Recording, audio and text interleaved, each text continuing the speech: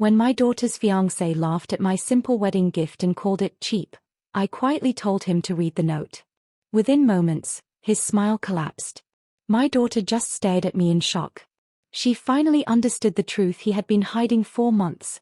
I thought it would be a simple evening dinner. It was the first time my daughter and her fiancé came to our home after their engagement. My suburban house, built over 20 years of tired paychecks, overtime schedules, and cheap mortgage plans, had always felt like a small fortress to me. I had placed a small gift box on the dining table, something I made for my daughter, by hand, with heart, and within the limits of my budget. I collect 401k statements, the last pieces of my student loans still hang over me, and the emergency fund barely stretches across months. But the gift wasn't just an object. It was the love I carved out of my labor. When my daughter's fiancé picked up the box, he wore the same arrogant smile people use when they think they've learned the cheat code to life. He opened it. Inside was a small hand-carved wooden keepsake. I had made it myself, in the silence of late nights, when the weight of bills sits on your shoulders. He laughed. Cute. A little cheap, isn't it? His tone sounded like someone leaving a review for a bargain store purchase. The displeasure on my daughter's face wasn't hidden, but she said nothing. Neither did I. I never react. I observe. His laughter lingered in the air. I quietly said, "Read the note." He pulled out the note. Within seconds, his smile melted as if someone had punished him with silence. My daughter looked at me in surprise, but I lifted a hand to stop her. Everything must open at the right time. Like every move in a game. Nothing had been accidental.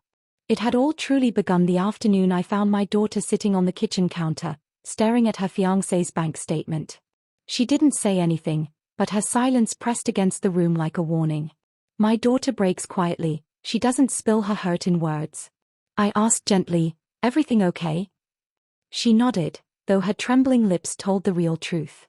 I didn't press. That's not how I play. I wait until the other player shows their move. A week later, during Thanksgiving dinner, his parents casually remarked that young couples shouldn't rely on their parents for loans. An indirect shot, but clear enough. Something financial was slipping, and somehow that responsibility was being redirected toward us. The board was tilting, my daughter on the weaker side of the match. And I don't like games where she stands defenseless. So I started my homework. Quietly. Methodically. I looked through his publicly shared social posts, his LinkedIn profile, and had a casual conversation with a tax clerk I had known for years. Nothing illegal, just following breadcrumbs anyone could find if they cared enough. Patterns formed. Overspending beyond his income. Loans with pending balances. Delayed payments. Even the engagement ring was still on installment. He had hidden all this from my daughter, but the bank never hides anything. I didn't tell her. Premature truths can shatter some people. I needed the right moment, my moment. That's when I decided on the wooden keepsake. The small box wasn't just a gift, it was a puzzle. A key carved into the grain of the wood.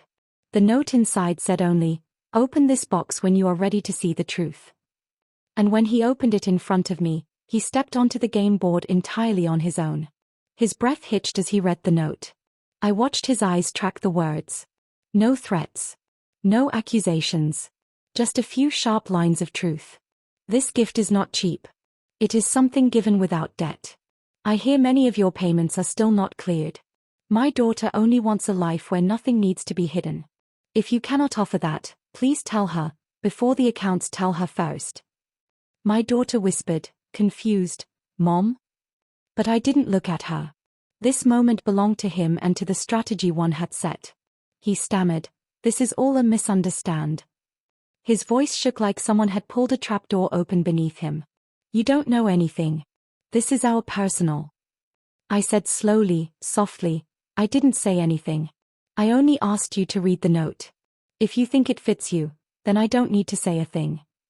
His parents exchanged the kind of look people share when a financial truth suddenly corners them. A quiet panic, quick and sharp. My daughter stepped back, as if the puzzle she had ignored for months suddenly revealed its missing piece. I had never pushed her, but love shouldn't be blind. Love should have strategy. The next morning, my daughter paused her engagement. No explosions. No accusations. No blame pointed at me. All I had done was write a note. Notes often speak louder than anger. But the game wasn't revenge. It was clarity, delivered legally, quietly, undeniably. A week later, I sat at my desk with my laptop open, recalculating my retirement age through a 401k planner. Life had slipped back into its regular rhythm: meal prepping, checking utility bills, sorting mail from the mortgage company, brewing coffee before my hospital shift. I still had student loan payments left, but my daughter slept peacefully for the first time in months. Sometimes victory doesn't look like triumph. Sometimes it looks like silence finally settling into a home. In the evenings, when I walked past the dining table, the wooden puzzle box still sat there, closed, harmless, innocent. A simple object that had tilted the entire board without a single raised voice. I didn't ruin anything. I simply held up a mirror at the right moment. And whatever cracked, cracked because it was already fragile. People assume confrontation requires shouting.